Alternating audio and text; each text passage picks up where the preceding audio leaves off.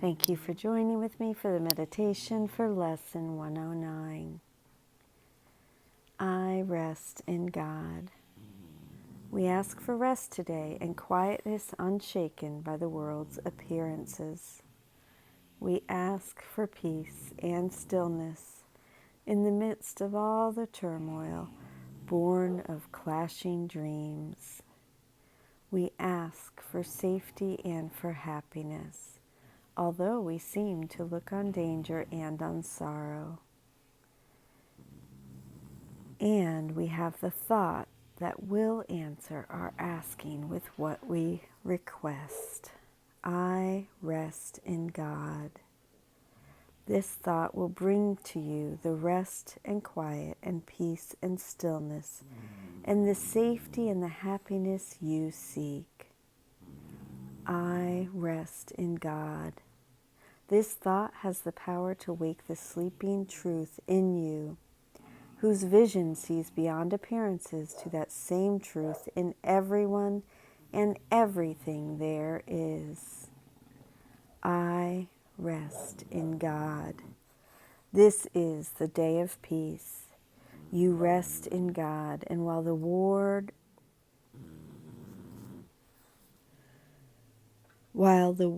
is torn by winds of hate, your rest remains completely undisturbed. Yours is the rest of truth. In Him you have no cares and no concerns, no burdens, no anxiety, no pain, no fear of future and no past regrets. In timelessness you rest. I rest in God. Each hour that you take your rest today, a tired mind is suddenly made glad. A bird with broken wings begins to sing. A stream long dry begins to flow again.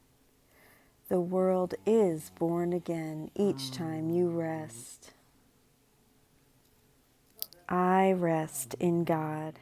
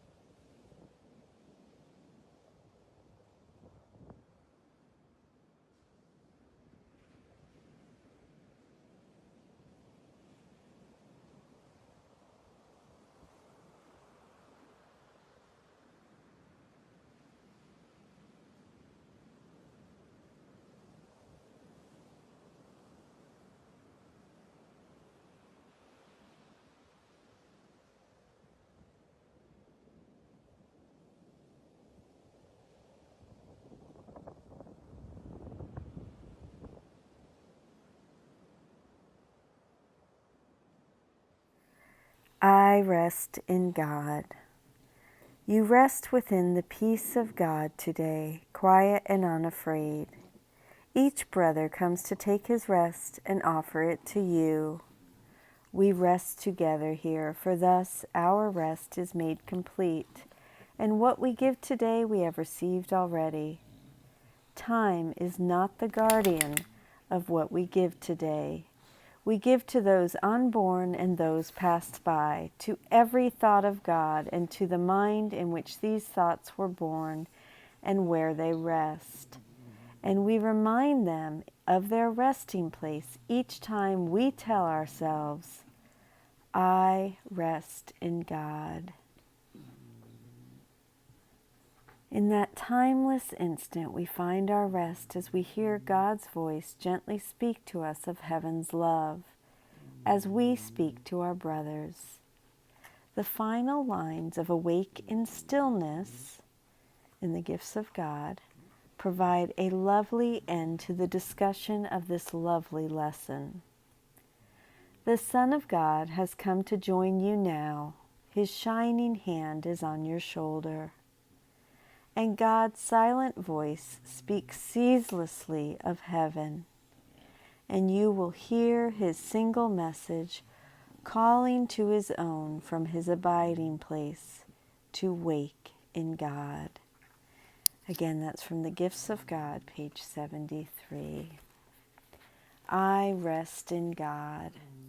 This lesson is a particularly beautiful one and should be read as a meditation. I hope not to ruin it by my comments. This is from Ken Wapnick. When Jesus speaks of resting in God, it is a contrast to the disquiet and disease of the world. Thus we see again his emphasis on contrasting truth and illusion, his rest of true quiet and the egos of murder. I am quiet and peaceful because I got what I wanted. I won and you lost, and so I rest in triumph. Note, too, how the phrase, I rest in God, recurs almost as a musical motif in this lesson. I love you. I thank you for joining with us, with me and Ken, with me. Have a beautiful day, and I will see you tomorrow. Thank you. Bye-bye.